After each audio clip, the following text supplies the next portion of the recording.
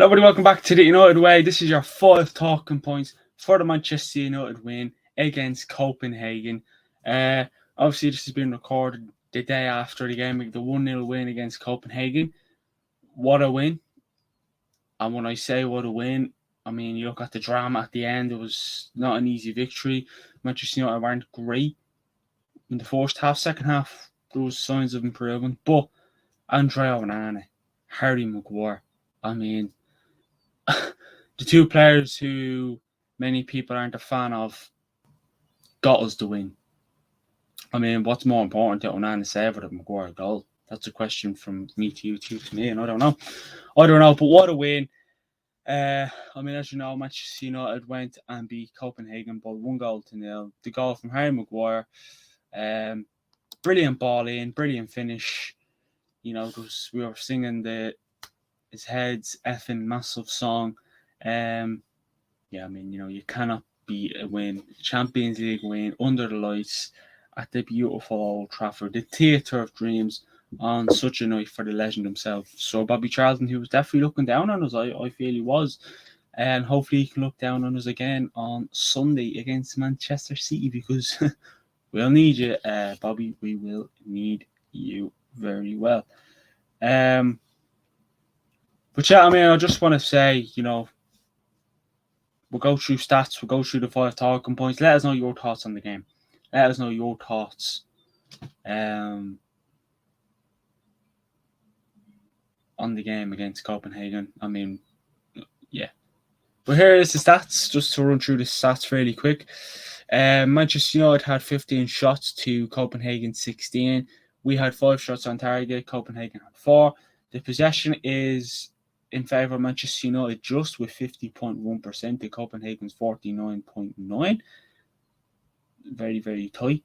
The XG, Manchester United was 1.66 and Copenhagen's was 2.02. I feel like I'm getting that one wrong, but they did have a few chances themselves. Aerial duels, Manchester United won 61.9% to Copenhagen's 38.1%. Manchester United completed 511 passes to Copenhagen's 495, and both sides had 7 shots off target. When we look at them stats, fairly equal, you could say. Maybe Copenhagen having the more, with the shots, the XG, that's all they have. But then besides that, we're kind of in the running. So let's get stuck in to talking point number 1. Now, I think we start off with this one. Poor first half, no beating around the bush. Manchester United are very poor in the first half. I actually reminded me of the first half against Sheffield United. Very poor, couldn't get control of the game. Again, I want control. I spoke about it in numerous streams here on the channel. I want to see control. I want to see us starting off, and let's be honest, some are predicting us to go out there and have an easy night. We go out and beat Copenhagen 3-4, 5-0. And we didn't do that. We made hard work of it. Manchester United could have, if they wanted to, go out and give Sheffield United, not a hammering, but we could have, Sheffield United? Copenhagen, not a beating, but we could have made the game a lot easier for ourselves. But we didn't. And yeah, I mean, it makes you wonder, will we, we're having poor first halves, but then second halves we are decent. You're not going to get away with that against a top team. We're coming up against a top team on Sunday. If we go into that game with the first half performance we did against Copenhagen, that game's going to be done and dusted for half time. City are going to tear us a new one. But that was one thing that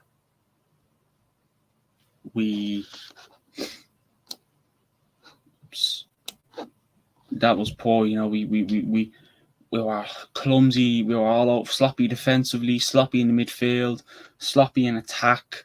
We were just very, very sloppy. We were too open in the midfield. Copenhagen, I'm sure they would have been more than happy to come out with a point in that game because that's the way the game looked like it was going to go. So, yeah, it really, really is something you have to work on. I mean, listen, would I be surprised if it'd be typical of Manchester United to come up against Man City and boom, that'll kickstart it all off, but will it? I don't know. Probably not. But, yeah, poor first half. But, again, it's something we need to work on. I can't remember the last time we had a great first half. Probably against Crystal Palace in the Carabao Cup. So, yeah. But again, talking point number 2 was the substitution we made at half time. Eriksen, he made an impact. We brought off Sofiane Amrabat and we brought on Christian Eriksen. Eriksen was good. He got man of the match. I mean, there's 3 players who could have got man of the match from Manchester United last night. Onana for the penalty save, and he made a few decent saves as well in the game, not just the penalty save.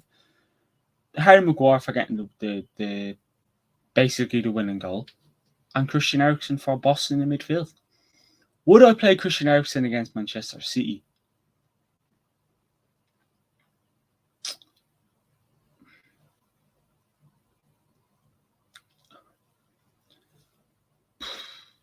No. Would I? I don't know. I say no, but then I want to say yeah. I don't know, you know.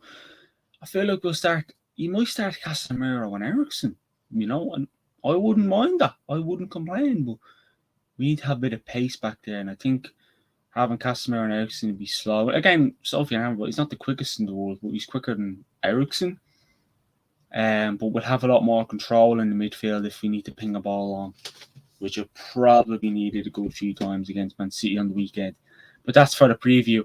That preview will be Saturday. So yeah, it is something that Ten Hag should maybe consider starting Eriksen. You know, his form when he came back from injury last season, he was very poor, wasn't the greatest, but he's a good substitute. But would I start them against top teams? No. Would I start them against the likes of Copenhagen and Sheffield United and, you know, lower class teams? No disrespect, Copenhagen are decent, but, you know, let's look at the Premier League. You'd start them against the Sheffields, the Burnleys, the Luton Towns, so on and so forth. Palace even. But I wouldn't start them against Liverpool, Man City, Arsenal, Chelsea, Newcastle, Tottenham, Brighton. I don't know. But let us know what you think. Do you think Christian Eriksen should start on Sunday against Manchester City? Like, you know, he's improved a lot. It's kind of simple Eriksen. It's what you expect from such a player. Or would you keep him on the bench? But I just like the way he controls the midfield. He can pick out a man from anywhere and it'll get to him. And yeah, we're just seeing to be a bit more relaxed, and he seems to be always on top of his opposition. But yeah, personally, me Eriksen, I don't know. I like Eriksen. You know, we brought him in I think he was a free agent, you could say. The only thing we had to pay was wages and all that. How long does he have left Manchester United? Maybe another season or two. Who knows? But that's for another time to talk about. But yeah, Eriksen, I just like the way he can come on. He can control the midfield. He has the experience. He can ping a ball along. You know, he's a decent player, Eriksen, and he's a good substitution as well. Now, we move on to talk point number 3. And let us know what would you do with Christian Eriksen. And let us know your thoughts. Let us know what you thought of him against Copenhagen on Tuesday. I thought he done well when he came on. He got man of the match. You know, Champions League man of the match. So, yeah. Talking point number 3 is chances not taken. Now, we had a few chances on Tuesday against Copenhagen.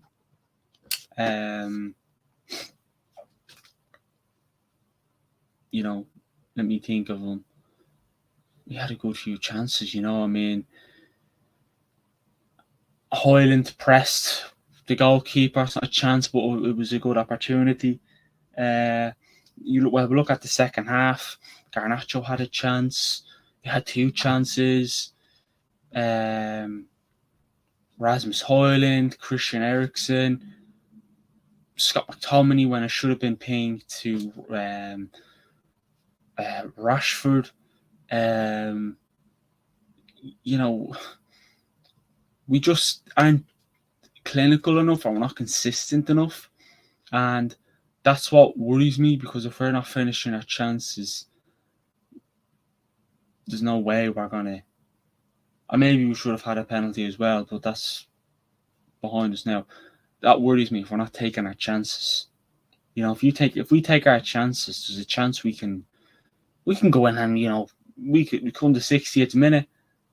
Come to 60th minute, we could be laughing, we could be relaxed. With 2-3 goals up. Second goal is always crucial, and we witnessed that on Tuesday against Copenhagen in the Champions League at Old Trafford. We witnessed that, and it's something we have to work on.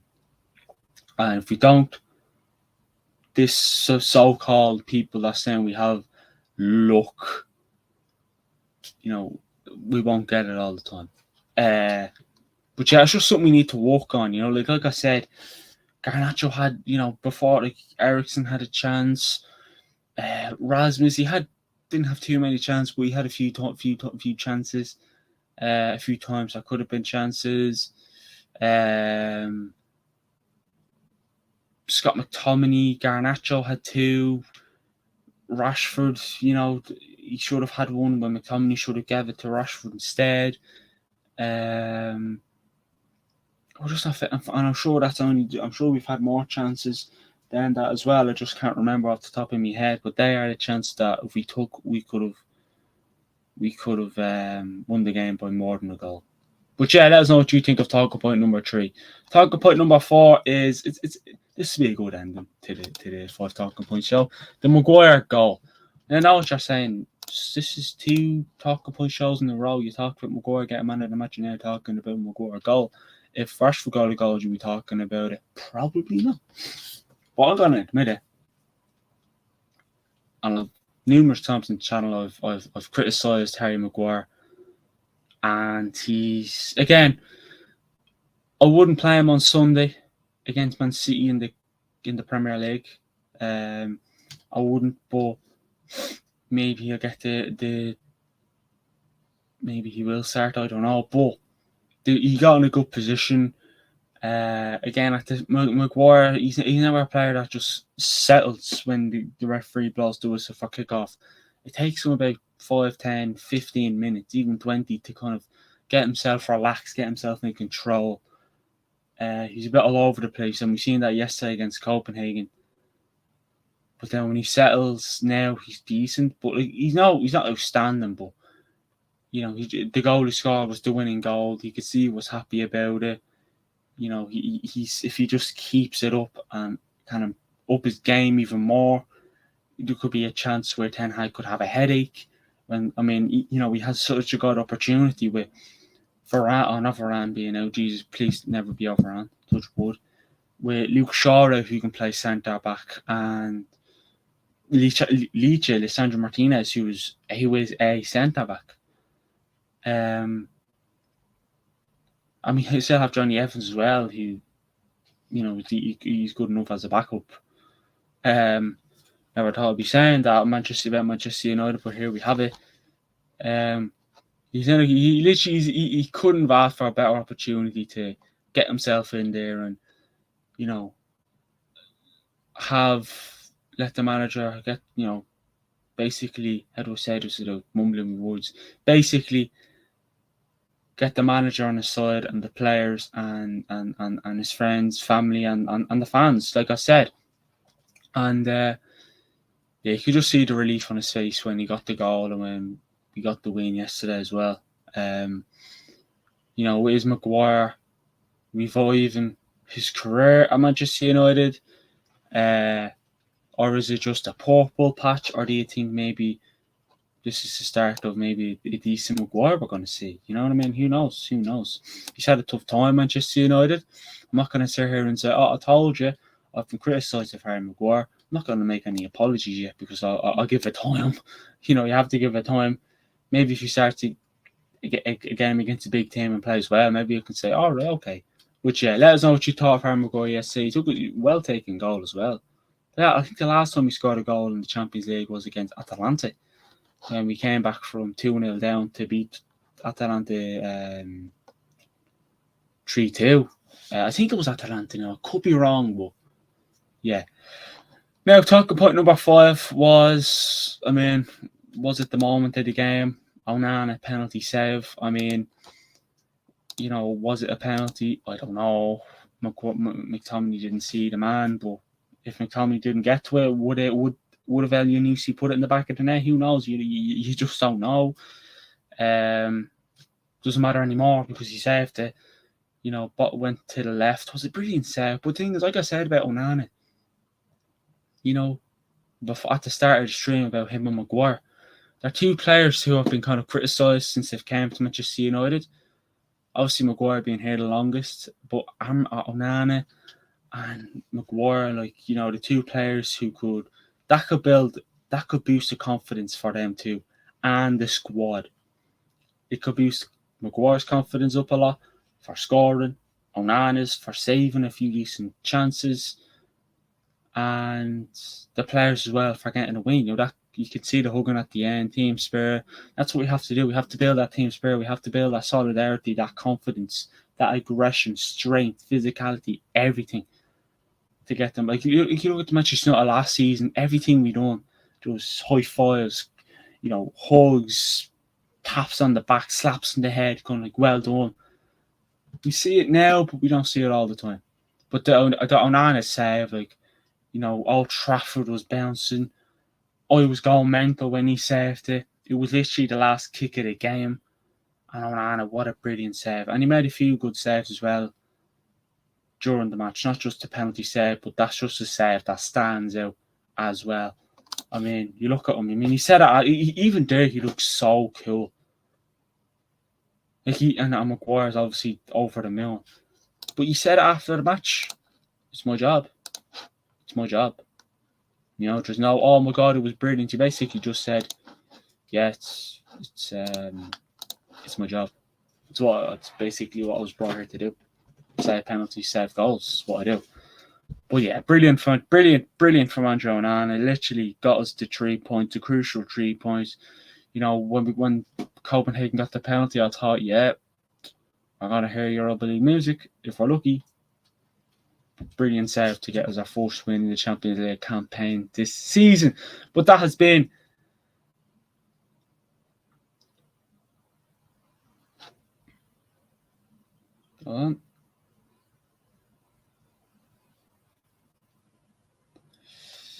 So that has been the 5 talking points for the Manchester United 1-0 win against Copenhagen. Please like, comment, and hit that subscribe button.